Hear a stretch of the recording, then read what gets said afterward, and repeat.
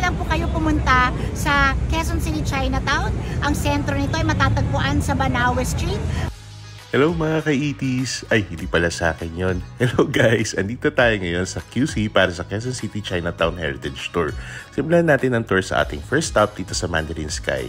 Dito kami nag-breakfast at ang sarap ng mga dim sum nila at iba pang Chinese cuisine.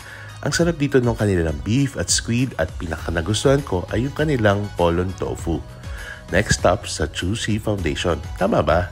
Chu means compassion and Xi means relief. They are an NGO helping the less fortunate.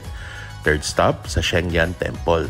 Dito makikilala nyo si Father Wong na isang feng shui master. Tulad naman ng Filipino-Chinese Friendship Art or Pai Fang. Mga media, ang ating mga vloggers patungkol doon sa rich Chinoy heritage dito sa Banawe, Chinatown. Fifth stop ng tour ay sa Wow Toy Museum. Meron silang toy collection dito from the 1950s hanggang sa kasalukuyan. Tapos, kakain tayo ulit dito naman sa Causeway. Isa to sa paborito kong pinupuntahan sa Banawe dahil sa promos nila sa kanilang mga dim sum. Meron din silang branches sa Congressional, Timog at Benavides. Sabi nila guys, light meal lang daw dito dahil may 3 pa kaming restaurants na pupuntahan. Pero sige lang, ang sarap kaya kumain. 7th stop, Kai Hop. Ang sarap nitong pork asado nila, ang lambot at tamang-tama para sa akin ang timpla.